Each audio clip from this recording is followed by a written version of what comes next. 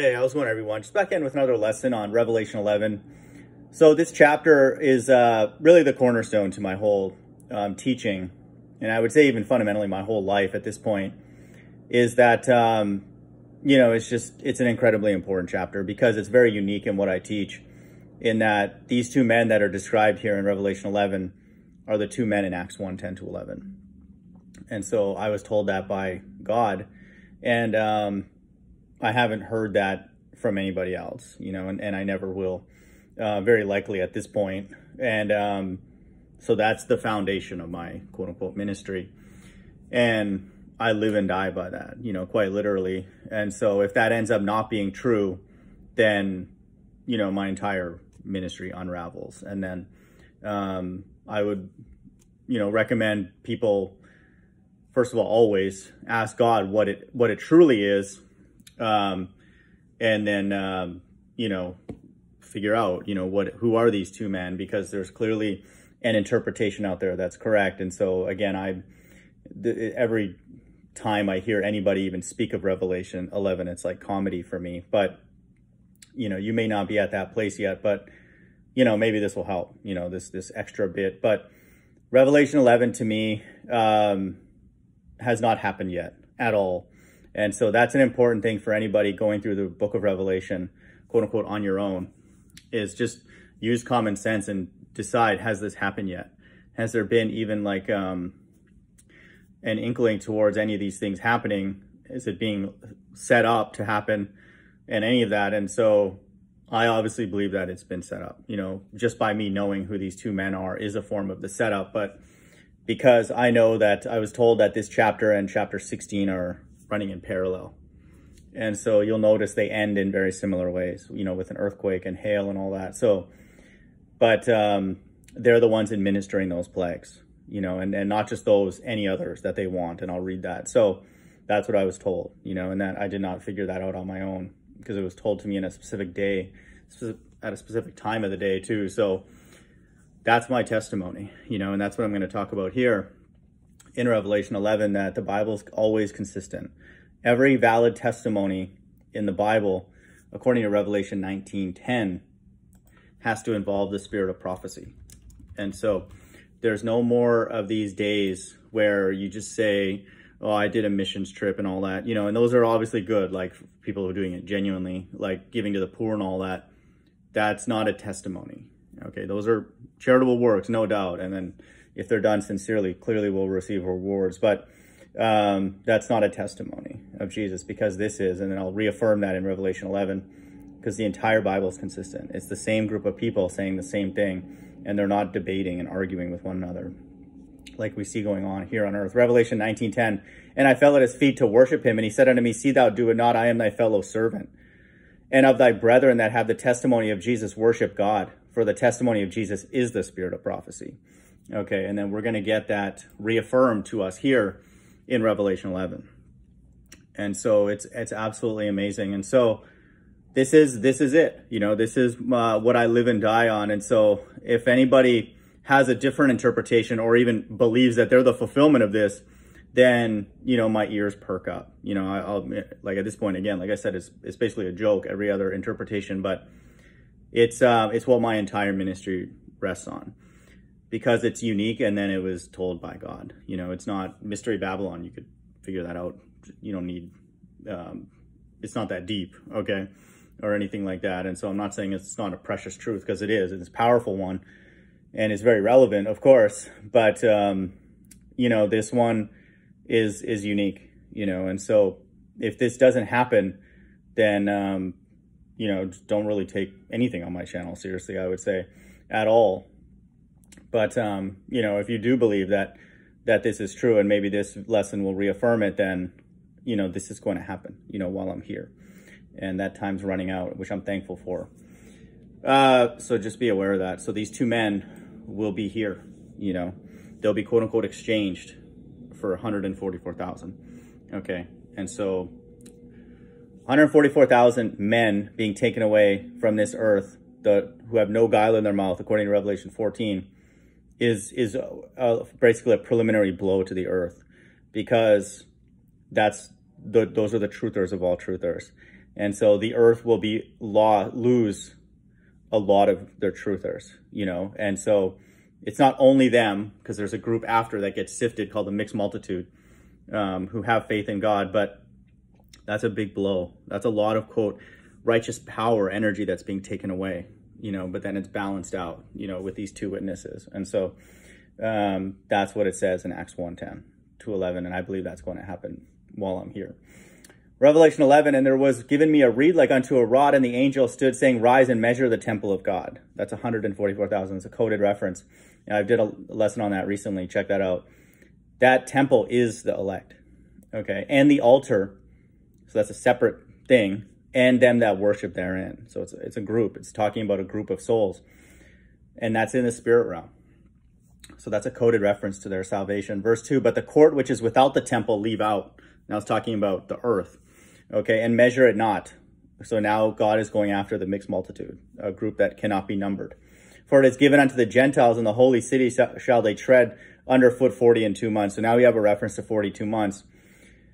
And so this God reminds us that this is a literal 42 months. Verse 3, and I will give power unto my two witnesses, and they shall prophesy 1,260 days. So why would it say 40 and 2 months, and then in the next give it in units of days? To remind us that it's a literal time. Okay. Clothed in sackcloth. That's in 11:33, talking about power. Okay, and this power is going to be over the entire earth. Verse 4, these are the two olive trees and the two candlesticks standing before the God of the earth. That's in 11:44. This is the balance of power, okay, after the elect are taken away. Okay, so that's the reference that I want to get into, is a Revelation 11:4. Where does that reference come from? It comes from Zechariah chapter 4. And so just the numbers are amazing to me, you know, for me personally. That Revelation 11:4, these are the two olive trees and the two candlesticks standing before the God of the earth. God just makes it convenient, you know, and it's linked, and it's amazing to remember and to link. Where is that? Well, it's in Zechariah 4, okay? Revelation 11:4, that's where the precepts are. And so this to me is just amazing about the Bible, just how it all links together. And so this is important, okay? So my position is that these are two actual men, and then they're Moses and Elijah, and then they're going to actually be in America for 1,260 literal days. And then that has to happen soon, you know, because America's crumbling on its own. So that's my position. And so Zechariah 4 goes into more detail on that. And the angel that talked with me came again and waked me as a man that is awakened out of his sleep. Verse 2, and said unto me, what seest thou? And I said, I have looked, and behold, a candlestick all of gold with a bowl upon it, with a bowl upon the top of it, and its 7 lamps thereon, and 7 pipes to the 7 lamps which are upon the top thereof. So I want people to understand, the Bible is using language that it's only for a certain group of people to understand. Okay, so when it's talking about a bowl on top, okay, if you look at it, imagine a UFO with like a disc and then a little, you know, space for the person to be, you know, commanding it. It'll look like a bowl, okay, with a disc. And then these UFOs will have different lights around them, okay, to illuminate them. And so that's what it's being talked about. Okay, so just understand that. And said unto me, what seest thou? And I said, I have looked, and behold, a candlestick all of gold. So if you see a disc, okay, UFO with a bowl on top, and then a beam shooting out from it, how would you describe that? A person, again, they're using coded language on purpose because this is supposed to be nonsense for everybody except the elect, because only the elect have obtained it. But you would say it's a candlestick, okay, with like a flat disc, and then you would say it has a bowl on top. Okay, and then so just know that. That's what the Bible is describing here in Zechariah, okay?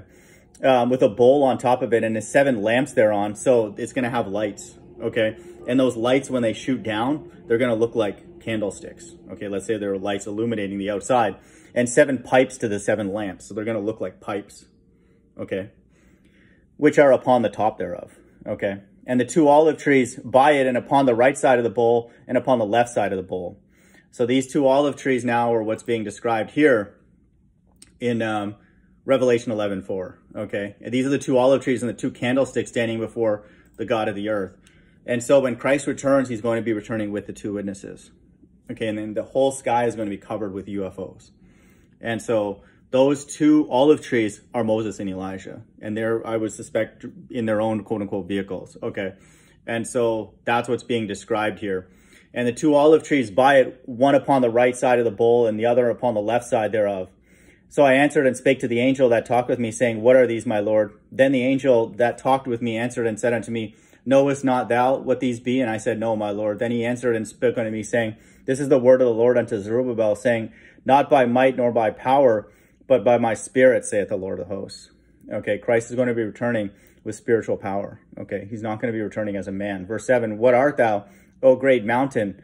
Before Zerubbabel thou shalt become a plain, and he shall bring forth the headstone thereof with shoutings, crying, Grace, grace unto it. Moreover, the word of the Lord came unto me, saying, The hands of Zerubbabel have laid the foundation of the house, his hands shall also finish it, and thou shalt know that the Lord of hosts has sent me unto you. So this is symbolic language in the last days of Christ returning with these two candlesticks, okay? And so to gather his elect, and then the two witnesses will be brought here. And they're always on his left and right-hand side. God, Jesus Christ's left and right-hand side is Moses and Elijah. Okay, those are the two highest spirits, even above the 144,000. And they stand before the God of the earth. Okay, and I'll prove that also in 1 Kings 18. But, you know, I'll just finish this. So, I'll read verse 9 again. The hands of Zerubbabel have laid the foundation of this house. His hand shall also finish it. And thou shalt know that the Lord of hosts has sent me unto you. Verse 10, For who hath despised the day of small things? For they shall rejoice and see the plummet in the hand of Zerubbabel with those seven. They are the eyes of the Lord which run to and fro through the whole earth. Talking about these angels and these so-called UFOs. Okay. Verse 11, Then answered I and said unto him, What are these two olive trees upon the right side of the candlestick and upon the left side thereof? And I answered again and said unto him, What be these two olive branches which through the golden pipes empty the golden oil out of themselves? So, in the last days, during this time of the two witnesses, they're going to be preaching the gospel by angels, according to Revelation 14:6. And so these are these two olive trees, which is represented in Moses and Elijah, through the two golden pipes empty the golden oil out of themselves. Okay, during this time, the everlasting gospel is going to be preached. Okay, and so these are pure entities. Okay, needless to say, that's why they're wearing white, you know, in Acts chapter 1. And so this is all a coded reference. Again, this is in the sequence, of course, Zechariah 4 and onwards. But these are two actual men, okay? They're not a nation. They're a bunch of retards and all that kind of stuff. There's nobody on the earth, okay? The reason also they cannot be anybody on the earth now because only the elect have obtained it and the rest were blinded. And so God was trying to deceive his elect, okay? So they're going to come from all different situations, okay? And I'm not saying that they're not righteous because they don't have guile in their mouth, but they're not able to do this, you know, in this time because they've been deceived their whole life. And so obviously God undoes the deception, but they're not righteous to be able to administer these plagues, okay? And so, and fundamentally, they do not die because they're referenced in the very first chapter in Revelation 11:1. It's not funny, but like it can't be them because they're taken away. So, and no one else is, quote, qualified because the elect have obtained it and the rest were blinded, okay? According to Romans 11:7. So, you know, it's not them, okay? And that would be the only other candidates. Not all of Israel is qualified to do this. Romans 11:7, What then? Israel hath not obtained that which he seeketh for, but the election have obtained it. And the rest were blinded. And so the elect are referred to in Revelation 11:1. So they're taken away. So just by elimination, we know that those two men have to be brought here. And so that's what's going to happen, you know, by these two anointed ones, like it's written here. Then he answered me and said, Knowest thou not what these be? And I said, No, my Lord. Then he said, These are the two anointed ones that stand by the Lord of the whole earth. That's in verse 14. These are righteous entities. 1 Kings 18:15, And Elijah said, As the Lord of hosts liveth before whom I stand, I will surely show myself unto him today. So Moses and Elijah literally follow God everywhere, Christ everywhere. And even in the transfiguration, you know, during the destruction of Sodom, Acts 1:10, of course, they literally picked him up, so to speak. And so wherever Christ is, those two souls are with him. It's his left and his right hand. Those are the disciples were arguing to be at Christ's left and right hand. He's like, you don't even know what you're asking. Okay. Because they're going to have to suffer, you know, and then that's prophesied in Revelation 11. So, but one of them is Elijah. Okay. John the Baptist in the reincarnation. So just know that. Okay. So verse 4, these are the two olive trees and the two candlesticks standing before the God of the earth. Those are two men. Okay. And I believe they're going to be here soon. Verse 5, and if any man will hurt them, fire proceedeth out of their mouth and devoureth their enemies. And if any man will hurt them, he must in this manner be killed. So it's saying that they're going to be human, you know, like they can be like pushed and shoved and all that, and then mocked and all that. So, but the penalty for hurting them is to die. Okay. So this is obviously a very, very spiritual time. And so it's not going to be just your everyday average preacher or pastor or prophet, because they're going to have power and God's going to make sure that their ministry ends, you know, like at the timing, and it's fulfilled. And then there's no one's going to be able to stop them. Okay. That's the power that they have. If any man will hurt them. So again, they're not like angels where you go up and then you won't even be able to get near them because of their glory. It's like people are going to be able to go up and talk to them and be like, where'd you come from? And if any man will hurt them. So an individual could go and hurt them. Okay. But we read what a system can do. And if any man will hurt them, fire proceeds out of their mouth and devour their enemies. And if any man will hurt them, he must in this manner be killed. Okay. So this is how precious they are. You try and hurt them, God will kill them. Okay. So that's what's going on. Verse 6, these have power to shut heaven that it rain not in the days of their prophecy, and have power over waters to turn them to blood, and to smite the earth. This is the amazing part.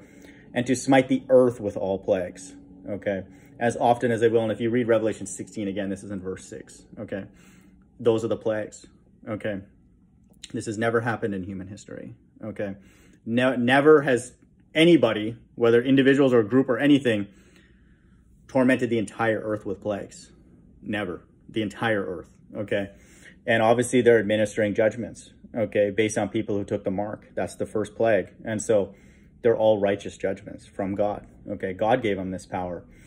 And so that's also a clue. You don't need it at this point. It's all funny, but like clearly none of this has happened yet. Verse 7, and when they shall have finished their testimony. Wait a minute. Why does it say testimony? I thought they were prophets. This is why the whole Bible is linked up. Revelation 19:10, for the testimony of Jesus is the spirit of prophecy. Okay, so it's the same thing. A testimony and prophecy are one-to-one. That's why I haven't heard anybody give a valid testimony in my life except mine. Okay, and so that's why I would highly consider considering what I teach, because no one's going to give one after except these two men. Okay, it's not Ken Hovind, it's not Rob Skiba, it's not Russian Viz, it's not End Time Future, not Tahar, anybody, or Deacon, nobody.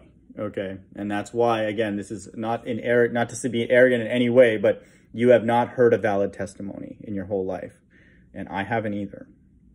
And I've looked. Okay, I've looked everywhere, and you will not. And so that's why I have no issue saying that it's what I teach or the Bible's not true. That's the position that I'm in, because, like it said here in verse 7. The only valid testimony has to have the spirit of prophecy. So you have to understand the book of Revelation. You have to have a position on it. And when they shall have finished their testimony / prophecy, okay, the beast that ascendeth out of the bottomless pit shall make war against them and shall overcome them and kill them. So that also is proof that it's in the last days and has not happened yet, because that's a reference to Revelation 9:11. And they had a king over them, a one world government, okay, which is the angel of the bottomless pit, whose name in the Hebrew tongue is Abaddon, but in the Greek tongue hath this name Apollyon. They had a king over them, one king. This is a one world government in the last days. Revelation 9:11 is prophesying that. And that we know that that's the case based on this narrative and everything, the ball earth, the money system, everything. And so, the beast that ascended out of the bottomless pit, which is this one world government. I've done lessons on that recently. That's what the beast is. God's entire left-hand side. Because these two men are, hitting the whole earth with plagues, and to smite the earth with all plagues. Now the earth is pissed off. Everybody. Okay. And they're all in agreement. Those are the two guys we got to go after. Okay. And they're going to make war against them. So God's entire left-hand side is going to be united against them and do this, and shall overcome them and kill them. So any man walking down the street, hey, what are you doing? And all this kind of stuff, they're not going to be able to do anything. But the beasts that ascendeth out of the bottomless pit are going to work together, okay, to kill them, but only after their 1260 days are done. Verse 8, and their dead bodies shall lie in the street of that great city, which spiritually is called Sodom and Egypt, where also our Lord was crucified. That's a red herring. That's in America. Okay. And so they're actually going to die.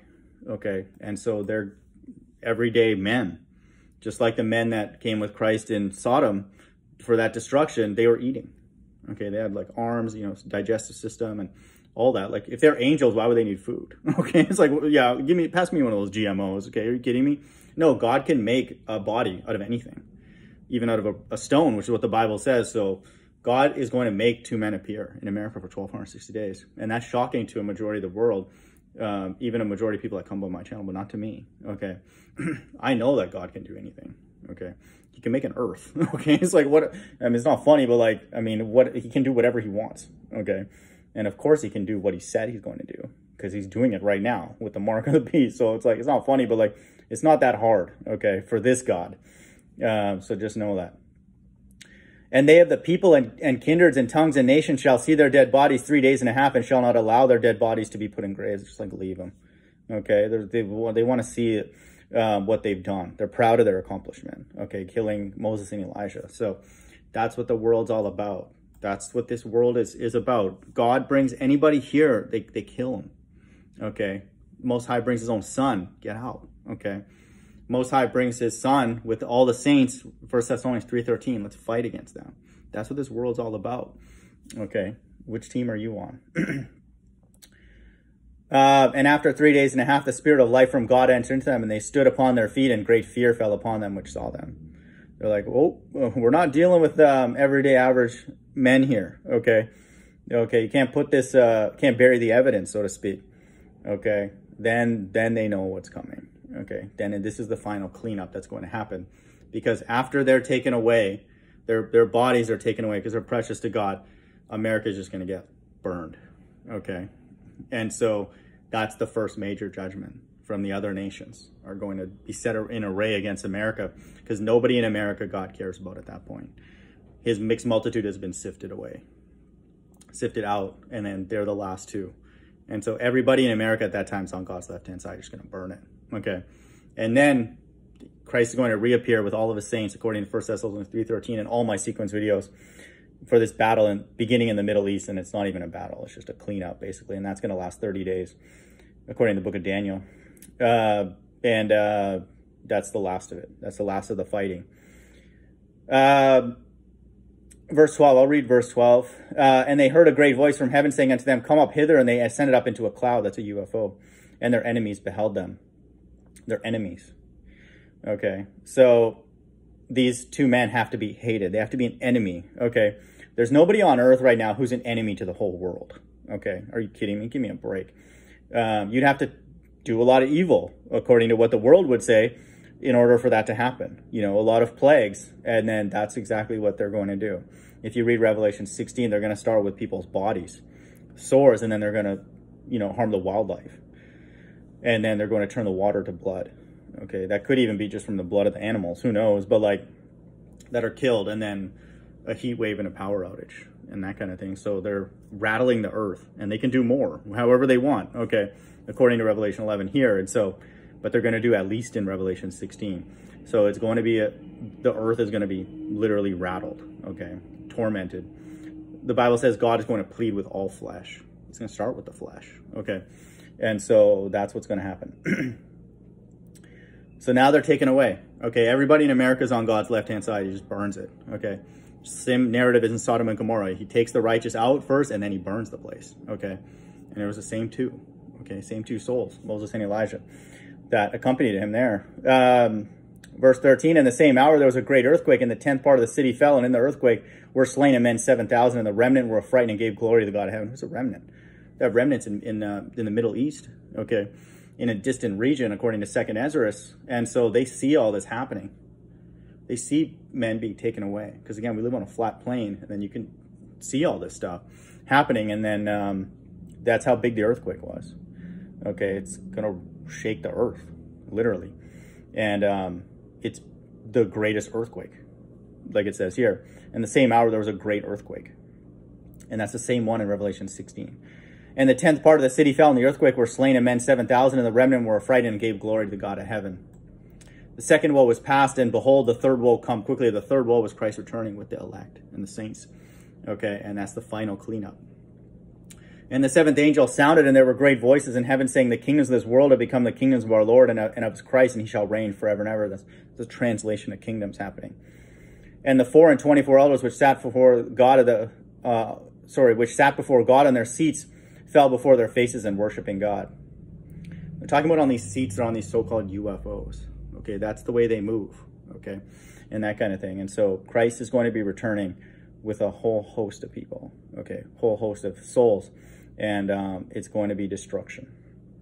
We're anxious for that. Verse 17, saying, we give thee thanks, O Lord God Almighty, which art and wast and art to come, because thou hast taken to thee thy great power and hast reigned. And so now God's entire left-hand side is on the earth, except for the remnant, like it said there, who were frightened and gave glory. They're going to be protected. You've got to read Book of 2nd Ezra to understand that. And so now he's killing everything. Okay, everybody on the earth is on God's left-hand side except the remnant.